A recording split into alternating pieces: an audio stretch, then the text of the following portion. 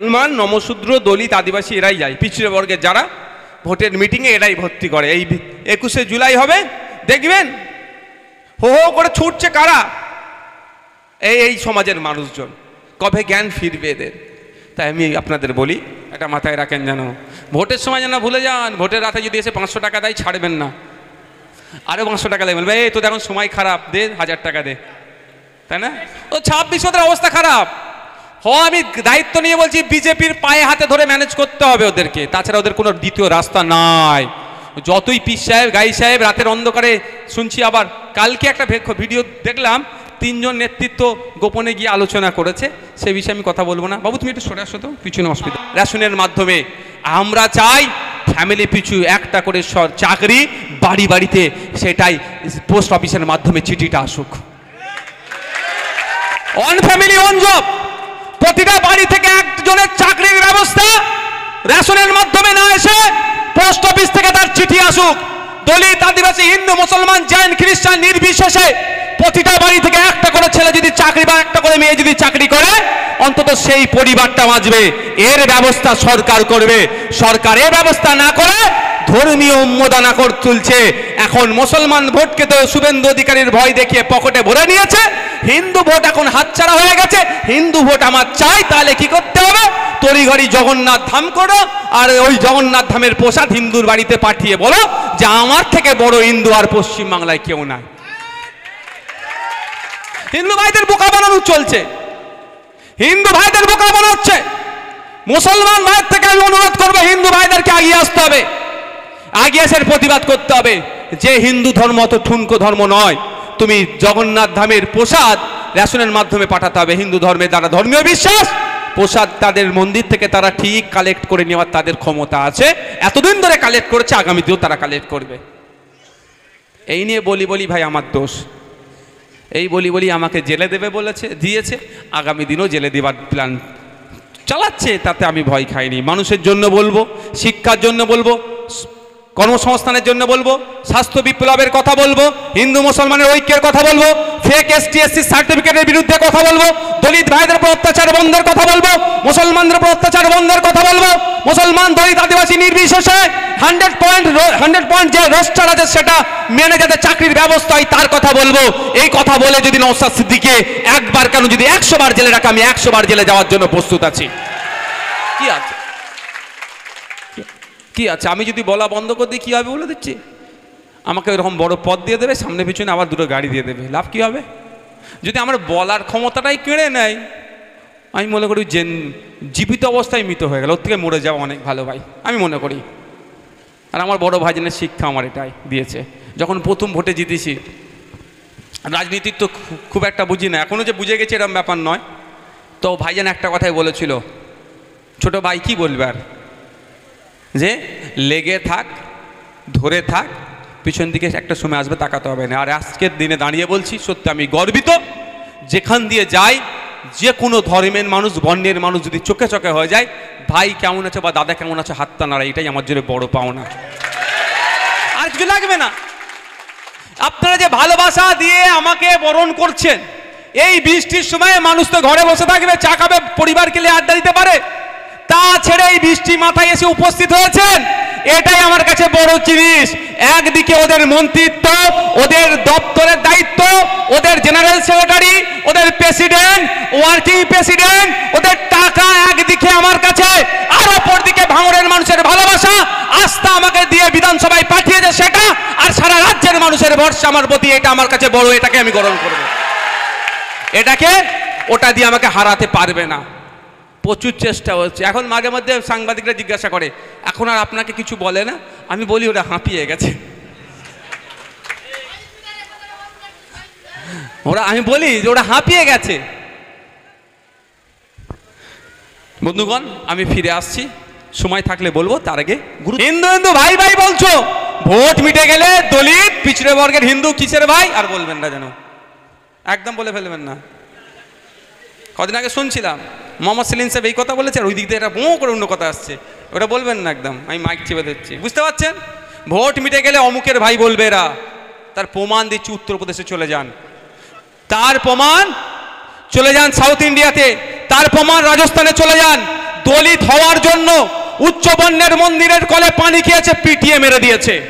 দলিত হওয়া অপরাধ। ইঞ্জিনিয়ারিং পড়ছিল, ছেলেটিকে মারধর করে তাকে পেশাব খাওয়াতে বাধ্য করেছে। দলিত হওয়ার জন্য হায়দ্রাবাদ ইফলু ইউনিভার্সিটির রোহিত ভমলাকে এমন মানসিক টর্চার করেছে, সুসাইড করতে বাধ্য করেছে। তুই দলিত, তুই আমাকে ওভারটেক করে চলে যাবি, পিটিয়েছে। সব তো বিজেপি রাজ্য। যতক্ষণ আসতে পারেনি ক্ষমতায়, তখন ওরা বলেছিল হিন্দু হিন্দু ভাই ভাই, ওখানে স্লোগান হয়েছে। যেই ক্ষমতা থেকে যেই ক্ষমতা এসে গেছে, তখন তুমি অমুকের ভাই, সাইড হয়ে যাও। কি বলছি বুঝতে পেরেছেন? তো এই ধরনের বোঝাচ্ছে এই আইনের বিরোধিতা কেন আমরা করছি। মোদিজির আইনে নতুন যে আইন নিয়ে এসেছে, সে আইনে বলছে এই ওকে নামারে পড়ে গেলে আমি কেস খাবো ভাই, আমার তুই না, আস্তে আস্তে আস্তে সবাই কথা বলো না, কেস খাবো। মোদিজির নতুন আইনে বলছেন ওয়াকফ সম্পত্তি নিয়ে কেউ দুর্নীতি করলে 6 মাস জেল হবে। একটু পুরাতন আইনটা দেখা যাক। 1995 সালের প্রিন্সিপাল অ্যাক্টটা ছিল পুরাতন আইনটা। সেই আইনে বলা ছিল ওয়াকফ সম্পত্তি নিয়ে কেউ দুর্নীতি করলে 2 বছর জেল হবে। এবার বলুন মোদিজি উপকার করলো না ক্ষতি করলো? জেলটা কমিয়ে দিয়েছে না বাড়িয়ে দিয়েছে? কমিয়েছে। তাহলে কি দুর্নীতি করার প্রবণতা বেড়ে যাবে না? বাড়বে না? তাহলে দুর্নীতি যত হবে তত ওয়াকফ সম্পত্তির ক্ষতি হবে কি হবে না? এই হচ্ছে উপকার। মোদিজি আইনে বলছে 5 বছর প্র্যাকটিসিং ইসলামের মধ্যে থাকতে হবে, তাহলে আপনি নতুন করে অফ করতে পারেন। আচ্ছা, একটা ক্লিয়ার করি, ওয়াকফ একাধিক আছে, 2টা পরিচালিত খুব, একটা ওয়াকফে লিল্লাহ, ওয়াকফে আওলাদ। একটা মাদ্রাসা মসজিদ কবরস্থানের জন্য যেটা সম্পত্তিটা দিই সেটাকে আমরা ওয়াকফে লিল্লাহ বলি। সারা ভারতবর্ষে 32টা ওয়াকফ বোর্ড আছে। আর একটা সন্তানের নামে অফ করা যায়। কেমন? এই বসিরহাট শহরে বাজারে মেন যে চৌমাথাতে আপনি আপনার টাকা পয়সা আছে, আপনি 1 বিঘে কি 10 কাঠা একটা জায়গা কিনেছেন মানে আপনার ছেলেপুলেদের জন্যই তো করবেন ভাই, এর বাইরে তো কিছু নয়। তো আপনি যদি 10 কাঠা জায়গাটা রেখে দিয়ে চলে যান, আপনার অবর্তমানে আপনার ছেলে বিক্রি করে দিতে পারে, কিন্তু টাকাটা তুলে খেয়ে নিতে পারে। তাহলে আপনি আপনার পুতা কিন্তু নাও ওটা থেকে আর লাভ পাচ্ছেন, আর বিক্রি মানে শেষ। ওই আপনার পুতা যে বলবে দেখো এটা আমার দাদুর ছিল গো, এটা বড় হয়তো বিল্ডিং বানিয়েছে, কি বলবে দাদুর ছিল। আর অফ করে গেলে কি করবে? ওয়ান্স ওয়াকফ অলওয়েজ ওয়াকফ। একবার ওয়াকফ হলে সারা জীবন ওয়াকফ চলবে। অর্থাৎ আমি 10 কাঠা জায়গা কিনলাম, সন্তানের নামে অফ করে গেলাম, আমার অবর্তমানে সন্তান ওই জায়গাটা চাষবাস বিল্ডিং টিল্ডিং যা ইচ্ছা করতে পারবে, বিক্রি করতে পারবে না। তাহলে আমার নাতি, তার নাতি, পয়সা আমার পুতা, তার পুতা সবাই ওই জায়গা থেকে যা ইনকাম হবে ভোগ করতে পারলো। ওই জন্য মানুষ অফ করে। কিন্তু নতুন আইন নিয়েছে মোদিজি মুসলমানদের উপকারের নামে, মুসলমানদের চরম বাঁশ দিয়েছে। কি? যে আপনি নতুন করে আর অফ করতে পারবেন না, তার রাস্তাটা বন্ধ করেছে। ডাইরেক্ট বলেনি যে আপনি অফ করতে পারবেন না। কি করেছে? বলছে 5 বছর প্র্যাকটিসিং ইসলামের মধ্যে থাকতে হবে। এই প্র্যাকটিসিং ইসলামের ডেফিনেশন বা সংজ্ঞাটা কি বলে দেয়নি, শুধু বলেছে 5 বছর আপনার প্র্যাকটিসিং ইসলামের মধ্যে থাকতে হবে। এবার বলুন, কেউ যদি গিয়ে অফিসারকে বলে আমি আমার সম্পত্তি কি করব? অফ করব, বলেনি যে কি কি থাকলে প্র্যাকটিসিং ইসলাম, বা এত বড় দাঁড়িয়ে রাখতে হবে, এত বড় জুব্বা পড়তে হবে, 5 দিন ছাড়া বছরে, সারা মাস সারা বছর রোজা রাখতে হবে, এইভাবে কিছু বলে দেয়নি, কিচ্ছু বলেনি। শুধু বলে দিয়েছে কি 5 বছর প্র্যাকটিসিং ইসলামের মধ্যে থাকতে হবে। এবার আপনি বলুন, আপনি গিয়েছেন আপনার ছেলের নামে এই বসিরহাটে 10 কাঠা, শহরে 10 কাঠা জায়গার জমিটা অফ করতে। আপনার মুখ দেখে বললো তুমি এসেছো? হ্যাঁ স্যার আমি এসেছি। আবার আজকাল তো অফিসাররা অনেক তুকারি করে। আমি আপনাদের কথা একটা বলে যাচ্ছি, যদি কোনো অফিসার আপনাদের সাথে তুকারি করে কথা বলে, তাকে ভদ্র ভাষায় বলবেন স্যার, আমি আপনাকে স্যার সম্বোধন করছি, আপনি আমাকে ভদ্র ভাষায় সম্মান দিয়ে কথা বলুন। আর সে যদি মনে করে আমি বড় স্যার হয়ে গেছি, সাথে সাথে আপনিও বলবেন হ্যাঁ তুই কি বলছিস বলতো, কি বললাম, কিছু হলে আমি বুঝে নেব। আপনার আমার ট্যাক্সের টাকায় ওই সাহেবের মাইনে চলছে, এটা মাথায় রাখবেন। আপনার আমার ট্যাক্সের টাকায় ওই অফিসারের মাইনে চলছে, যে অফিসারটা আছে না, আপনার আমার ট্যাক্সের টাকাতে চলছে, এটা মাথায় রাখবেন। যাক, এই ফিরে আসি এই জায়গায়, টাইমও স্বল্প আছে, বেশি টাইম নাই, এনার্জি কারো লস হচ্ছে না তো ভাই। তো আপনি গিয়ে বললেন সাহেব আমি করব, অফ করব, আপনার মুখের দিকে তাকিয়ে বললো ধুর বেটা, ঠিক করে নামাজ পড়ো না তুমি, তুমি ঠিক করে মুসলমানই হতে পারো নি, ইসলামের মধ্যে নেই, তুমি কি অফ করবে? কারণ প্র্যাকটিসিং ইসলাম বলেছে। কেন আমি তো 5 ওয়াক্ত নামাজ পড়ি। আমার বাপের বয়সী লোক যে যদি বলে আমার আর সবাই নামাজ পড়লে কি কপালে দাগ হয় ভাই? কপালে দাগ নেই। তুমি নামাজ পড়েছো কি তোমার কপালে দাগ নাই? বাড়ি চলে যাও, তুমি ঘোড়ার ডিম। কি করবে এখন? কোথায় মামলা করবে? কোনো বাল বাকড়ার জায়গা রেখেছে? রাখেনি তো, তাহলে আপনি অফ করতে পারবেন না।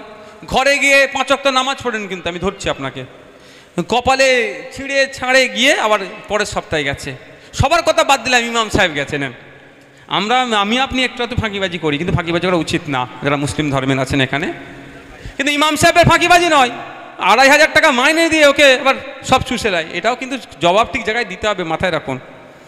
ইমাম ভাতা 3000 টাকা দিয়ে যেমন ভোট করিয়ে নিচ্ছে, একদিকে মুখ বন্ধ করে দিচ্ছে, 2500 টাকা আপনারা দেন, চুপ করে রেখেছেন।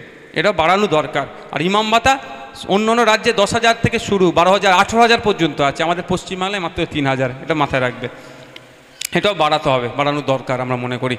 যাক, ইমাম সাহেব গিয়েছে, ইমাম সাহেবের কপালে দাগ নেই, তাড়িয়ে দিয়েছে। পরের সপ্তাহে ছিঁড়ে ছাড়ে কপাল, ইমাম সাহেব গেছে দাগ করে নিয়ে দিয়ে বলে দেখুন আমার কপালে দাগ।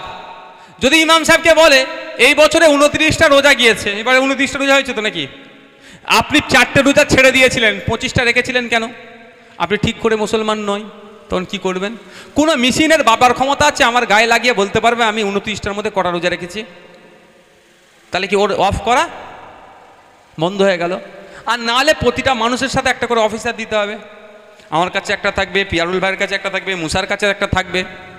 আমি ফজরের নামাজ পড়লাম কি পড়লাম না ও লিখবে, আসরের নামাজ পড়লাম কি পড়লাম না লিখবে, জোহরের নামাজ পড়লাম কি পড়লাম না লিখবে, তাই নাকি? এরকম হবে? 3 কোটি মুসলমান কম বেশি আছে পশ্চিমবাংলাতে, তাই 3 কোটি অফিসার লাগবে তো। এমনি আমার সিভিক ভাইদের ফাটিয়ে দিচ্ছে। 10,000 টাকা মাইনে 9 থেকে 10 হচ্ছে, সেটা আমার জন্য 1000 টাকা বেড়েছে। বিধানসভায় এতবার বলেছি, বলছে ওকে কিছু বাড়িয়ে দেন, আর আমাদের কান খেয়ে ফেলবে। এই 10,000 হবে না, সিভিক ভাইদেরও সমকাজে সমবেতন দিতে হবে 2019 সালের আইন অনুযায়ী। একটা সিভিক ভলেন্টিয়ার একটা কনস্টেবলের থেকে কোনো অংশে কাজ কম করেনি। তাহলে বলুন এত অফিসার পাবে? তাহলে ভবিষ্যতের অফ করার জায়গাটা বন্ধ হয়ে গেছে। এবার শুধু কি এটা মুসলমানের উপর অত্যাচার করলো না সংবিধানে আঘাত দিল? এটা আমাদের দেখতে হবে। সংবিধানের 14 নম্বর 15 নম্বর আর্টিকেল খুলুন, ইকুয়ালিটির কথা বলা আছে। 15 নম্বর আর্টিকেলে জাত ধর্ম বর্ণ লিঙ্গ নির্বিশেষে, জন্মস্থান নির্বিশেষে আলাদাভাবে তার সাথে কোনো রকম আচরণ করা যাবে না। তাহলে সংবিধানের 15 নম্বর আর্টিকেল অনুযায়ী মুসলমানের সাথে আলাদা করে কেন আচরণ হচ্ছে? আপনাদের এখানে বিখ্যাত মন্দির কোথায় আছে? বিখ্যাত মন্দির কোথায়? এলাকার মন্দির কোথায়? বসিরহাট কালী মন্দির যা নাম আছে। ওই কালী মন্দিরের নামে কেউ যদি মনে করে আমি 1 বিঘে জমি দান করবো, করে তো অনেকে, হ্যাঁ? তাহলে সেই মানুষটাকে কি 5 বছর ধরে হিন্দু থাকতে হবে? এরকম কোনো আইন আছে? কোনো খ্রিস্টান যদি মনে করে গির্জাতে আমি 1 বিঘে সম্পত্তি দান করব, তাকে 5 বছর ধরে খ্রিস্টান থাকতে হবে? এই ধরনের কোনো আইন আছে? কোনো শিখ ভাই যদি মনে করে আমি 5 বছর আমি গুরুদুয়ারাতে 1 বিঘে জমি দান করব, তাকে কি 5 বছর ধরে শিখ হতে হবে? এরকম আইন নেই। তাহলে মুসলমানের জন্য আপনি কেন করলেন? তাহলে মুসলমানকে ধর্ম দেখার জন্য আপনি তাকে অবজ্ঞা করছেন, তাকে তার সাথে ইনজাস্টিস হচ্ছে, তাকে ডেপ্রাইভ করছেন। কিন্তু সংবিধানের আর্টিকেল 15 বলছে ধর্ম বর্ণ জাত লিঙ্গ জন্মস্থান দেখে তার সাথে আলাদাভাবে আচরণ করা যাবে না। তাহলে মোদির যে আইন নিয়ে এসেছে নতুন, শুধুমাত্র মুসলমানকে আঘাত দিচ্ছে না, সংবিধানের 15 নম্বর 14 নম্বর আর্টিকেলকে আঘাত দিচ্ছে। সংবিধানের আঘাত এবং মুসলমানকে আঘাত দেওয়ার জন্য আমরা এই প্রতিবাদ করছি। আর এই প্রতিবাদটা দিদিমণি বলছে এখানে করা যাবে না। তাহলে দিদিমণি কার হয়ে কথা বলছে? এটা তো হচ্ছে 3 জনে, যতই যার সাথে সেটিং করো না কেন, পশ্চিমবাংলার হিন্দু মুসলমান নির্বিশেষে পুরো প্রস্তুতি নিয়েছে এই বিজেপি আর তৃণমূলকে বাংলা থেকে বিতাড়িত করবে। এদের বেঁচে থাকার, বাংলায় থাকার একটাই রাস্তা, বিজেপি তৃণমূল গটাপ করে দাঙ্গা লাগাও, এছাড়া ওর দ্বিতীয় রাস্তা নাই। তাই হিন্দু মুসলমান নির্বিশেষে আমাদেরকে সজাগ থাকতে হবে, এদের ফাঁদে পা দেওয়া যাবে না, এদের বিরুদ্ধে ঐক্যবদ্ধভাবে লড়াই করতে হবে। হিন্দু মুসলমান ঐক্যবদ্ধ হয়ে এদের বিরুদ্ধে লড়াই করে বাংলা থেকে এদের গণতান্ত্রিক প্রক্রিয়ায় বিতাড়িত করে 250 টাকা ফর্ম ফিল আপ আগের মতো করে, যাতে 1 টাকা ঘুষ না দিতে হয়, আপনার আমার ছেলে মেয়ে যাতে শিক্ষকতা করতে পারে তার ব্যবস্থা করা। রাস্তাঘাটে যেভাবে পুলিশি হাইরানি থেকে শুরু করে অন্যায় হচ্ছে, সেগুলো সব ধরনের সামাজিক যে অবক্ষয় হচ্ছে সব থেকে বন্ধ করার দায়িত্ব নিতে হবে। আমি আপনাদের আর একটা পয়েন্ট বলছি, কেন এর বিরোধিতা আমরা করছি এই আইনে বলা আছে ওয়াক বাই ইউজার এটাকে কি করা আছে, ইনভ্যালিড করে দিয়েছে, অবৈধ ঘোষণা করেছে। ওয়াক বাই ইউজার যদি ডাইরেক্ট আমি ট্রান্সলেট করি, ব্যবহারকৃত বা ব্যবহার করতে করতে যেটা অফ হয়েছে। আর সহজ বোঝার জন্য যদি আমি বলি, এটা দাঁড়াবে কি বলো তো? এই মনে হচ্ছে এনার্জি লস হয়ে গেছে, আমি শেষ করে দিচ্ছি কিন্তু ভাই। তাহলে 2 মিনিট তাহলে দাঁড়াতে হবে। আমি যত তাড়াতাড়ি ছেড়ে দিতে বলবেন তত আমার ভালো ভাই, আমি বলছি। ওয়াক বাই ইউজার যদি আমি সহজে বোঝানোর জন্য, যে মৌখিক দান। আচ্ছা, এই বসিরহাটে তো অনেক ঐতিহ্যশালী মসজিদ আছে না? হ্যাঁ, শাহী মসজিদ আছে। কত বছরের মসজিদ? 500 বছরের। আমি আপনাদের দায়িত্ব নিয়ে বলছি, শাহী মসজিদের যখন অফ করেছিল, ওয়াকফের কাগজ আপনি দেখাতে পারবেন না। তাহলে এই শাহী মসজিদ কারো জায়গায় জোর করে হয়েছে নাকি? না। আপনাদের এলাকায় 200 বছরের কবরস্থান আছে না? 400 বছরের কবরস্থান পেয়ে যাবেন আপনাদের এলাকায় আছে। এবার এটা কিভাবে হয়েছে আমি একটা উদাহরণ দিলে বুঝতে পারবেন। আপনার এলাকার কবর দিতে হয় 10টা গ্রাম ছেড়ে গিয়ে। গ্রামের যে মানুষের একটু সম্পত্তি ছিল, সেকে দেখে খারাপ লেগেছিল, তার মনে রহম এসেছিল। গ্রামের 5টা মাতব্বরকে ডেকে, বয়স্ক লোকেদেরকে ডেকে, এই তোরা অত দূরে কবর দিতে যাস, বর্ষার সময় যেতে হয়। এখন যে রাস্তার অবস্থা, ওই 40 বছর আগেও এক রাস্তার অবস্থা হয়েছিল। দেখো না এই রাস্তার এই অবস্থা, এই তো অবস্থা রাস্তা। এই তো এখানেতে খবর হয়ে গেল, মিডিয়ায় খবর হয়ে গেল, তাও রাস্তার পরিবর্তন হলো না। মানে জানি